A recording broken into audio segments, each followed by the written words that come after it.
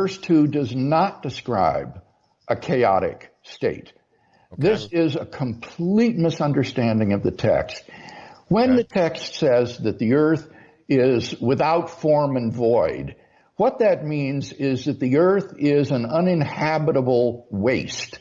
The same expression, tohu wabohu, is used to describe the desolated land ravaged by war. It's a state of desolation and inhospitable to life. It is not the Greek idea of a chaos.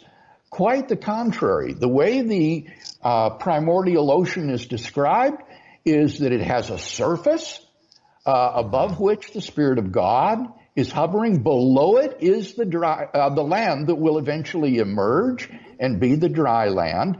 It is ordinary water that will eventually fill the streams and oceans and lakes and will fall from the sky as rain, and as such has the usual properties associated with water, such as liquidity, a certain specific density, a certain surface tension, and so on and so forth that ancient Israelites would have been familiar with. So this is anything but a chaos. It is a highly ordered state. It is a dark ocean of water.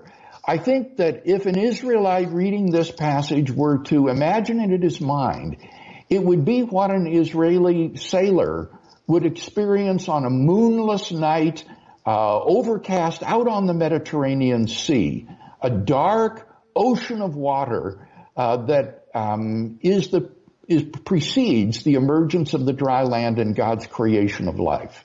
So to the clarifying of that, I've heard people say that a lot of the water language is in fact just that chaos language. And that's incorrect. Job.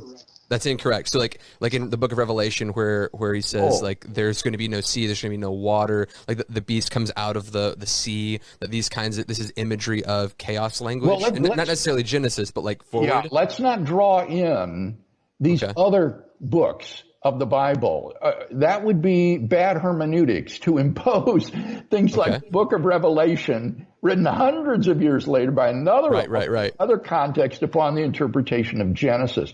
We need to understand Genesis within the context of the Pentateuch and against the background of ancient Near Eastern thought. For example, the myths of Mesopotamia and Egypt.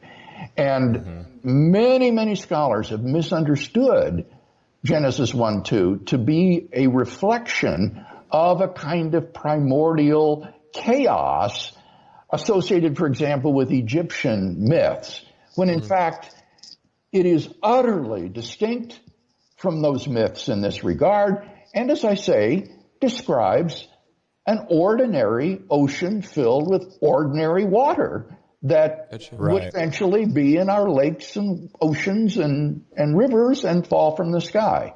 Okay. So then I think that partly answers one of the questions I was going to ask, which was, do you believe in a pre-creation chaos theory?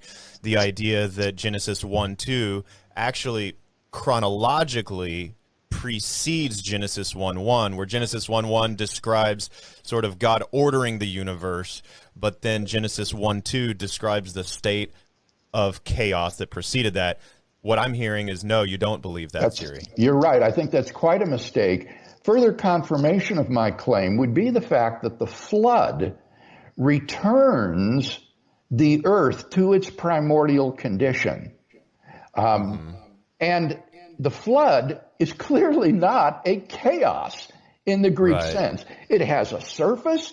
There's a boat, an ark floating on top of it. It's covering the mountains. There are clouds above that give rain, birds flying in the air. The return of the earth to its primordial condition in the flood is definitely not a return to some kind of chaos.